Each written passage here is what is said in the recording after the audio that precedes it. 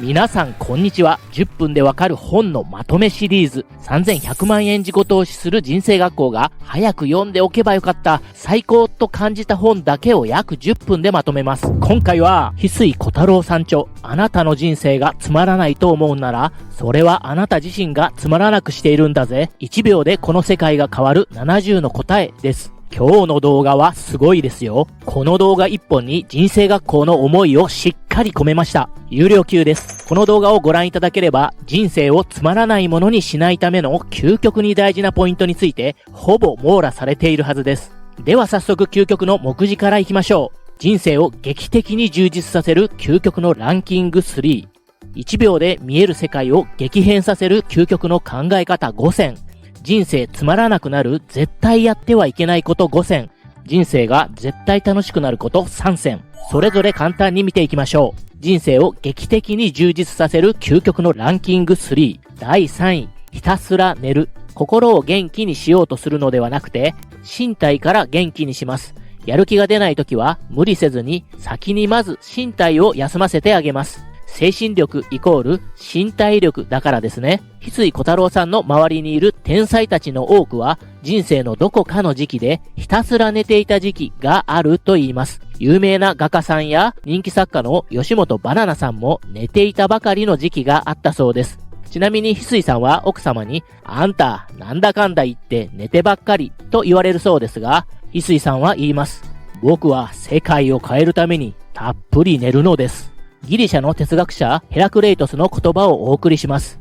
深く眠っていても魂は働いており、世界の役に立っている。第2位、人に嫌われてもいいという、人に嫌われているんじゃないかって気にすることってないですか？こんな時はあえて嫌われてみましょう。芸術家の岡本太郎さんは人に嫌われようと覚悟が決まってからブレイクしました。岡本太郎さんがフランスから帰国した時、当時の日本絵画界はくすんだ色ばかりが使われていた時代に、太郎さんはなんだこれはとゾッとするようなものを描きたかったそうです。ですが、そんな絵を描いたら嫌われてしまうし、マスコミにも取り上げられないし、絵も売れない。そしたら俺は絵で食えなくなる。この道を行ったら死ぬだろう。そう思いました。そこで、じゃあ、この道で死のうか。このように覚悟が決まって、当時禁断の原色をふんだんに使って、嫌われるような仕事をしてやろうと開き直って、歴史に残る芸術家としてみんなから愛されることになりました。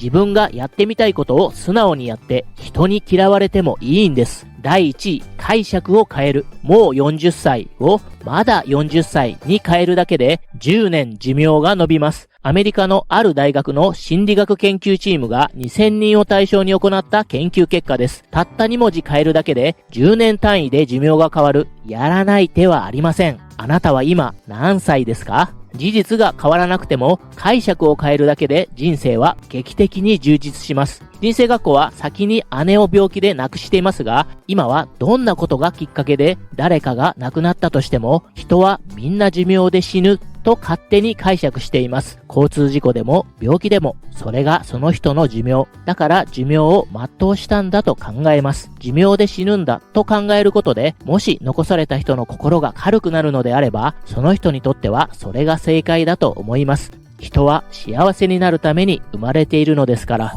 1秒で見える世界を激変させる究極の考え方5選。思い出すたびに嫌な気持ちになる思い出、どうすれば乗り越えられる？答え、思い出すたびにベートーベンの第九を頭の中でかけます。嫌な思い出が湧き上がってきた時は、バックミュージックにベートーベンの第九のサビの部分を頭の中で流します。こんな感じです。別に第九でなくても気分が明るくなる曲なら何でも OK です。思い出の印象を明るいトーンに切り替えるのです。思い出した時は記憶を書き換えるチャンスなんです。暗く記憶されている明るさのトーンを2倍に画像処理すればいいわけです。さらに思い出の中の相手を二頭身のキャラクターにして耳にミッキーをつけて可愛くするのもありです。もし親からお前なんか産まなきゃよかったという言葉がトラウマになっているようでしたら、その言葉をちびまる子ちゃんの声に変えてみるというのもいいそうです。嫌な思い出の記憶は都合よく明るく書き換えてしまっていいのです。近くにいる人がため息をついたり、しんどい、疲れた、めんどくさいなど、ネガティブワードが口癖で疲れるときはどうしたらいい？答え、この人はしんどがるのが趣味なんだと気にしないようにします。良い悪いで考えると悪人が生まれます。そこに裁きが生まれます。そして究極戦争になります。でも趣味好みだと思ったらただの趣味の違いになります。良い悪いでジャッジせず、すべては趣味の違いと考えてみるのです。芸風の違いと捉えても面白いですよね。すると人に対して優しくなれます。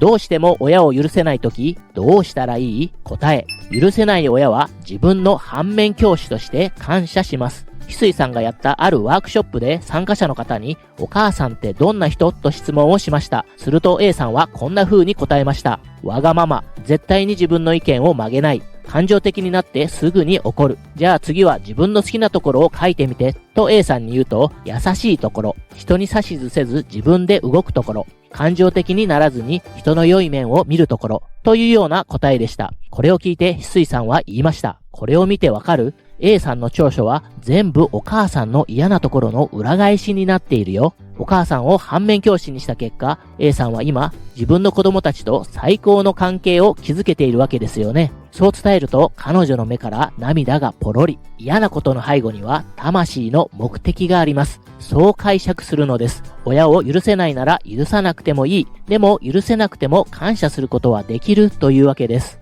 ですが、もし反面教師もできないと思った場合は、許せないと感じている自分だけは許してあげてください。本当は許せないんじゃなくて、まだ許したくないんです。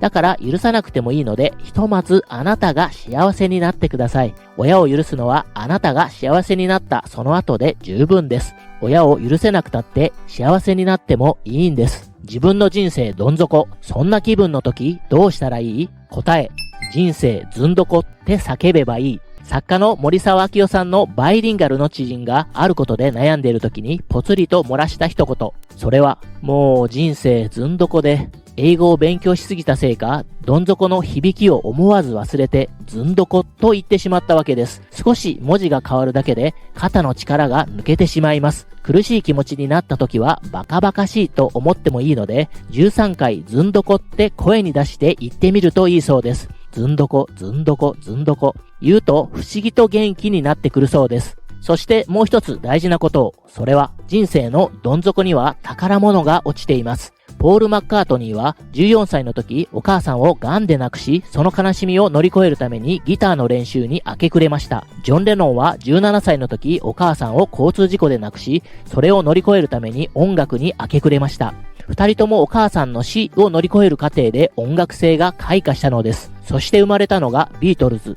どん底には必ず希望の種が落ちているものです。病気になったことが受け入れないときはどうしたらいい？答え、病気になったのは過去に原因があるのではなく、未来に原因がある。結婚コンサルタントの白駒ひとみさんは、ある時癌が再発して、主治医に、この状態で助かった人を今まで見たことがないと言われ、目の前が真っ暗になります。この時さらに、これから先、お子さんの世話をどなたにしてもらうか、まだ体が動くうちに早めに家族で話し合って考えておいた方がいいと言われ、この日から一切笑うことができなくなりました。二人の小学生のお子さんを置いて、先立たなければいけない。夜、子供たちの寝顔を見ると涙が止まらなかったそうです。40代、仕事も充実して、食事だって気をつけていた。なぜ私が癌に、と自分が癌になったことを受け入れられず、ずっと泣き暮らしていたそうです。そんなある日、友人がこう言ってくれました。私はひとみちゃんが笑顔じゃなくても、どんなに不機嫌でも、生きていてくれるだけで嬉しい。この時ひとみさんは、笑顔でなくても、私がただここにいるだけで、誰かの希望や勇気になっているのだとしたら、たとえ癌が治らなくても、幸せな人生だな。と感じたそうです。この時今までずっと受け入れられなかった病気、その原因は過去にあるのではなく未来に原因があるのではないかと思ったそうです。癌を乗り越える過程が未来の自分をより輝かせるために必要な体験になるのではと思ったのですね。そう考えたら見慣れていた景色が輝いて見え始めて希望と気力が湧き上がってきたんだそうです。すると次の検査で奇跡が起きます。なんと癌が消えていたのです。人生つまらなくなる絶対やってはいけないこと5選。人生が絶対楽しくなること3選。人生つまらなくなる絶対やってはいけないこと5選。1つ目、SNS 依存。YouTube 配信している張本人が言うのもなんですが、例えば1日15時間 SNS を見て、今日はすごい充実したなって感じることっておそらく少ないと思うのですよね。これって人生学校的にはインプットとアウトプットのバランスだと思っています。インプットだけでも充実しないし、アウトプットだけでも充実しない。両方バランスよくできると充実するんです。ではその割合はというと、あくまでざっくりな肌感覚ですが、アウトプット7、インプット3です。つまりアウトプットするためにインプットをするという感じですね。人は与えてもらうだけではなく、根本的には人に与えて喜ばれることに自分が喜びを感じるようにできている生き物なのかもしれません。二つ目、自分が直接コントロールできないことをコントロールしようとする。家族、職場の上司、部下、他人、政治、世の中の事件、宝くじなど、自分の努力で直接コントロールできないことをコントロールしようとすると辛くなってしまいます。ですので、できる限り確実にコントロールできる自分自身をコントロールするようにします。自分の時間の使い方、知らないことを学ぶ、アウトプットする。そうすることで気づいたらコントロールできなかったものにまで影響を与えることができるようになる可能性もあります。三つ目、ネガティブな内容のテレビを見る習慣。ネガティブな報道を見て爽やかな気持ちがすることはありません。それを見たとき、確実に脳はネガティブなものをインプットする反応をしています。それを継続していると、無意識レベルで積み重なってなんとなく悲しい気持ちになったり、暗い気持ちになったりしてしまいます。かつてブータンという国が幸福度が高かったのは、ネガティブな報道を見たり、自分たちの生活と比較する情報を見なかったからかもしれませんよね。4つ目、他人との比較。自分の過去を記録して昨日の自分とだけ比べるようにします。他人と比較してやる気が燃え上がる人は他人と比べたらいいのですが、やる気がなくなってしまう場合は比較しない方がいいですよね。そうは言っても、ついつい他人と比較してしまうのは SNS など情報が簡単に見られるようになったからだと思います。自分からアウトプットすると決めると、他人と比べる時間がなくなってしまうので、アウトプットする習慣をつけるとちょうど良いかもしれませんよね。5つ目、愚痴、泣き言、悪口、文句、心配事を声に出す。